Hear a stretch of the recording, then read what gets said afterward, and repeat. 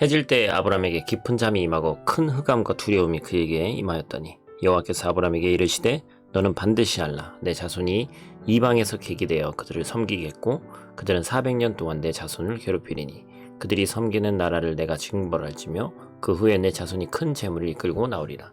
너는 장수하다가 평안히 조상에게로 돌아가 장사될 것이요 내 자손은 4대 만에 이 땅으로 돌아오리니 이는 아모리 족속의 죄악이 아직 가득 차지 아니함이니라 하시더니 아멘. 샬롬. 오늘도 하나님의 말씀으로 하루를 시작하신 여러분들에게 하나님의 은혜와 평강이 충만하게 넘치시기를 간절히 축복합니다.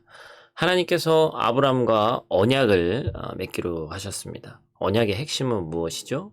아브라함의 후손이 별과 같이 많을 것이고 그 후손들에게 가나안 땅을 주겠다.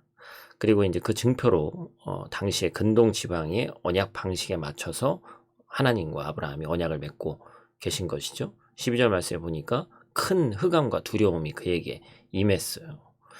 이스라엘 백성들이 이제 앞으로 겪게 될 고통에 대해서 얘기하는 것이죠. 이제 우리가 잘 알고 있는 출애굽기 그 내용이 미리 하나님을 통해서 예견되어집니다. 가나안 땅을 주기로 하셨지만 아브라함의 후손들이 하나님이 주신 복을 받기 위해서 이방 나라에서 나그네가 돼서 고통받고 살아야 되는 것을 상징해서 이제 말씀도 하셨죠. 가나안 땅이라는 것은 하나님이 통치하는 천국을 상징합니다. 이스라엘 백성이 나그네로 지나야 할 애굽은 세상을 상징하는 것이죠. 하나님의 언약의 백성들도 세상에서 나그네로 지나는 기간이 있다. 그런데 중요한 것은 평안이 있는 것이 아니라 고통받게 되어 있다는 것이죠. 이 땅에 진정한 평안이 없더라는 겁니다. 현실적인 눈으로 봤을 때 애굽은 항상 양식이 있는 풍성한 땅이고 그런데 그곳에 자유도 없고 고통이 기다리고 있는 것과 같다는 것이죠. 애굽에서 나그네로 지내야 할 기간을 약 400년이라고 하나님은 말씀해 주셨습니다. 이스라엘 백성들이 애굽 땅에서 우린 출애굽기 내용을 잘 알고 있기 때문에 고통받을 때 하나님께서 그들을 구원해 주기를 바라셨지만 400년이라는 기간이 흐른 하나님의 때가 있었던 것이죠. 하나님이 정하신 때가 그 찰때에 하나님께서는 생각지도 않은 방법을 통해서 이스라엘을 구원하셨습니다. 애굽의 나라가 이스라엘 백성을 지배하고 다스리는 것 같았지만 끝내 하나님이 그들을 멸하시고 심판하셨죠. 이스라엘의 애굽 땅에 살면서 억울하고 힘든 일이 얼마나 많았겠어요. 그러나 반드시 인내의 시간이 필요한 것이죠. 예수님을 믿으면 그런 생각이 듭니다. 예수님께서 다시 오신다고 하셨는데 재림하신다고 했는데 왜 2000년이 지난 지금도 오시지 않을까? 예수님이 빨리 오시는 것이 제일 좋을 것 같은데 예수님이 오시지 않는단 말이에요. 그래서 베드로 사도도 이런 질문에 대해서 초대 기독교인들이 물으니까 베드로서 3장 9절에서 이렇게 얘기하고 있죠. 주의 약속은 어떤 이들이 더디다고 생각하는 것 같이 더딘 것이 아니라 오직 주께서는 너희를 대하여 오래 참으사 아무도 멸망하지 아니하고 다 회개하기에 이르기를 원하시느니라.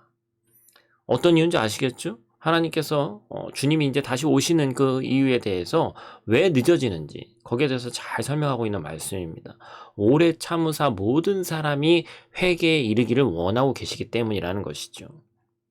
그러나 그러한 주님의 인내는 또한 영원한 것이 아닙니다. 그날이 도적같이 온다고 또 얘기하고 있죠. 주님이 오시는 재림의 날이 도둑과 같이 또 생각지도 못한 때, 어찌 보면 다 평안하다고 하는 그때에 오게 될 것이라는 것이죠.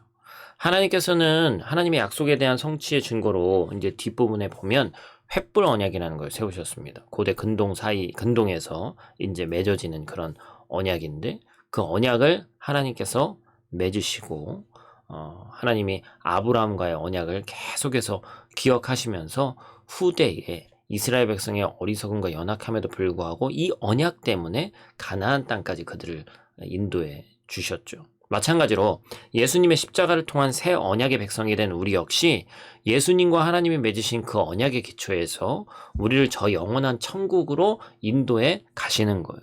그리고 약속의 말씀과 같이 이 땅에 재림하신다는 것입니다. 우리가 그 약속을 언약 백성인 우리가 그 약속을 다시 한번 기억하고 잊지 않으면서 오늘 하루도 마음에 하나님의 그 언약을 새기며 승리하는 저 여러분들 되시기를 간절히 축복합니다. 기도하겠습니다.